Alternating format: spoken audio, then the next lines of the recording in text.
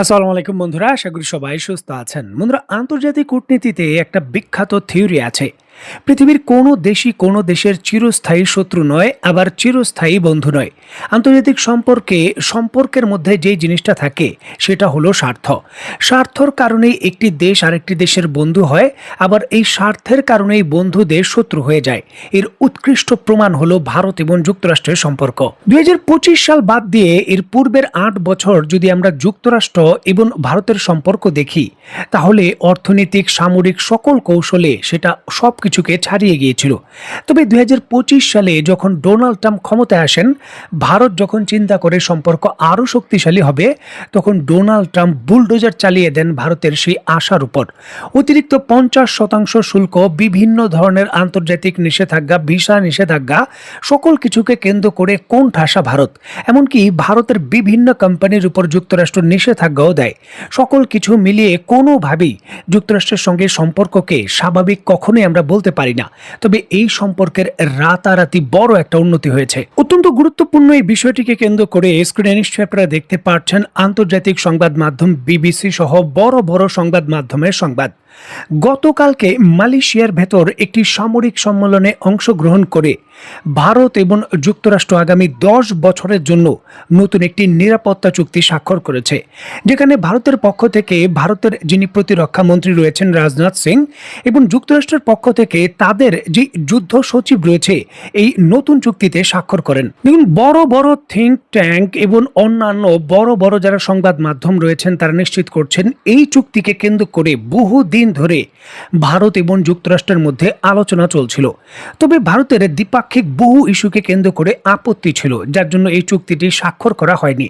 তবে পাকিস্তানের সঙ্গে যুদ্ধে জড়িয়ে যাওয়া বা অন্যান্য সামগ্রিক প্রেক্ষাপটে ভারতের উপর যে চাপ প্রয়োগ করেছে যুক্তরাষ্ট্র, সেখানে যুক্তরাষ্ট্র এই সফলতা পেয়েছে।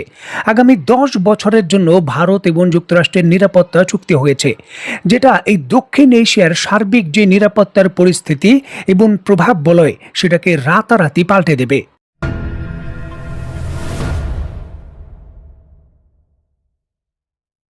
দেখুন, আপনাদের নিশ্চয়ই স্মরণে থাকার কথা, গতকালকের একটি ভিডিওতে আপনাদের আমি নিশ্চিত করেছিলাম ইরানের যে চাবাহার বন্দর রয়েছে সেটা অতিরিক্ত 6 মাসের জন্য ভারতকে ব্যবহারের সুযোগ দিয়েছে যুক্তরাষ্ট্র।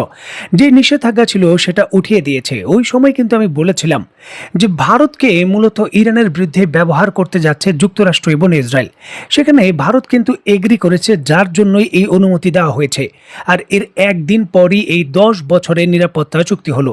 10 বছরের নিরাপত্তা চুক্তি, যার অধীনে যুক্তরাষ্ট্রের সামরিক বাহিনী ভারতের যে লজিস্টিক সাপোর্ট, তথ্য আদান প্রদানের ক্ষেত্র সকল কিছু ব্যবহার করতে পারবে। আবার ভারত যুক্তরাষ্ট্রের যে স্যাটেলাইট সিস্টেম, বিভিন্ন ধরনের নজরদারি সিস্টেম, সেগুলো ব্যবহার করতে পারবে। বিশেষ করে বাংলাদেশের অভ্যন্তরে যে স্টারলিংক সেবা এবং তার প্রধান কেন্দ্র স্থাপন করা হচ্ছে, সেখানে ভারতের নিয়ন্ত্রণ পাবে অগণিতভাবে। যুক্তরাষ্ট্রের পক্ষ থেকে পরিষ্কারভাবেই বলে দেওয়া হয়েছে সেই চুক্তির অধীনে আগামী 10 বছর ব্যাপী যুক্তরাষ্ট্রের যত ধরনের নজরদারি সিস্টেম এবং যত ধরনের এই লজিস্টিক সাপোর্টের কেন্দ্র রয়েছে, সকল কিছুতে একেবারে বিনা অনুমতিতে প্রবেশ অধিকার পাবে ভারত। নজরদারি করা বলেন, বিভিন্ন ধরনের হামলার ক্ষেত্র বলেন, সকল ক্ষেত্রেই এখন যুক্তরাষ্ট্রের স্যাটেলাইট এবং যুক্তরাষ্ট্রের যে স্টারলিংক সেবা রয়েছে সেটা ভারতের গোয়েন্দা সংস্থা এবং তাদের কর্মকর্তারা ব্যবহার করতে পারবে। যদিও কথিতভাবে বাংলাদেশের ভেতরে স্টারলিংকের হেডকোয়ার্টার বসানো হচ্ছে, তবে সেটা আমরা ব্যবহার করতে পারবো না সামরিক কর্মকাণ্ডে। মানে বিষয়টা এখন এমন হয়ে গেছে যে আমাদের বাংলাদেশের ভেতরে স্টারলিংকের প্রধান হেডকোয়ার্টারের মতো থাকবে, যেটা আঞ্চলিক এই স্টারলিংকের নেটওয়ার্কগুলো কন্ট্রোল করবে। তবে সেটা ব্যবহার করবে ভারতের গোয়েন্দা সংস্থা, নজরদারি করবে ভারতের গোয়েন্দা সংস্থা। আমরা কিন্তু নিজের কাজে ব্যবহার করতে পারবো না সাধারণ ব্যবহার ছাড়া। মানে তারা এটা সামরিক কাজে ব্যবহার করতে পারবে, আমাদের দেশে অবস্থান করার পরও তাদের দেশে অবস্থান নেই, কিন্তু আমরা করতে পারবো না। এখন স্টারলিংকের ম্যাজিক কেসা লাগা। দেখুন, 10 বছর মেয়াদী এই যে নিরাপত্তা চুক্তি হয়েছে এর ডিটেলস ভারত এবং যুক্তরাষ্ট্র এখনো পূর্ণাঙ্গভাবে প্রকাশ করেনি। তবে যেমনটা জানা যাচ্ছে ভারত এই বড় ধরনের সুবিধা পাবে, এর সাথে সাথে তারা যুক্তরাষ্ট্রকেও কিছু বড় সুবিধা দেবে। বিশেষ করে যুক্তরাষ্ট্র থেকে অস্ত্র ক্রয় আরও বৃদ্ধি করবে, রাশিয়া থেকে অস্ত্র ক্রয় তারা কমিয়ে দেবে এবং তাদের যে তেজাস জেট ফাইটার রয়েছে তার জন্য তারা যুক্তরাষ্ট্রের কাছ থেকে যৌথভাবে ইঞ্জিনের প্রযুক্তি পাবে। এর জন্য ভারতকে বিলিয়ন ডলার খরচ করতে হবে, তবে যুক্তরাষ্ট্রের ইঞ্জিন প্রযুক্তি তারা হাতে পেতে চলেছে, যার জন্য যুক্তরাষ্ট্রের একটি কোম্পানি এবং ভারতের মেক ইন ইন্ডিয়ার অধীনে তাদের যে স্থানীয় কোম্পানি রয়েছে ভারতের ভেতরেই তাদের তেজাসের জন্য জেট ইঞ্জিন তৈরি করবে। চুক্তি অনুযায়ী যেমনটা জানা যাচ্ছে যুক্তরাষ্ট্রের বিখ্যাত যে জ্যাভলিন এন্টি ট্যাঙ্ক মিসাইল রয়েছে মেক ইন ইন্ডিয়ার অধীনে ভারত প্রোডাকশন লাইনের অংশ হিসাবে ভারতের ভেতরেই এই জ্যাভলিন এন্টি ট্যাঙ্ক মিসাইল যুক্তরাষ্ট্রের সঙ্গে যৌথভাবে তৈরি করবে। এছাড়াও কিছু এপিসি এবং কিছু যেই আর্মার ভেহিকেল রয়েছে সেটাও তৈরি করবে যুক্তরাষ্ট্রের সহায়তায় ভারত নিজের ভূখণ্ডে। এই ইস্যুকে কেন্দ্র করে ধাপে ধাপে আরও বড় আলোচনা চলছে এবং যে কোনো মুহূর্তে এই ঘোষণার ইস্যুকে কেন্দ্র করে আমরা বড় প্রোডাকশন লাইনেরও ঘোষণা পাব, যেখানে যুক্তরাষ্ট্রের প্রভাব বাড়ছে এবং রাশিয়ার প্রভাব বলয় কমবে। কারণ রাশিয়া থেকে তেল ক্রয় কমিয়ে দেওয়া, উল্টো যুক্তরাষ্ট্রের কোম্পানি থেকে আমদানি দেওয়ার প্রক্রিয়া অলরেডি ভারত শুরু করেছে।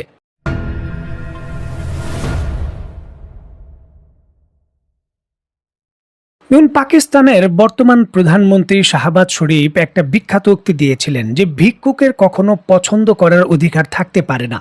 যারা অর্থনৈতিকভাবে দুর্বল এবং সামরিকভাবে দুর্বল তাদের কিন্তু ওইভাবে ট্রিট করে যুক্তরাষ্ট্র, যেটা এখন নতুন করে ভারতকে চাপ প্রয়োগের ক্ষেত্র হিসাবে পাকিস্তানকে ব্যবহারের পর ভারতের সঙ্গে 10 বছরের চুক্তি করে পাকিস্তানকে আবার ছুঁড়ে ফেলে দেবে এমন পরিস্থিতি এবং স্থিতি তৈরি হয়েছে।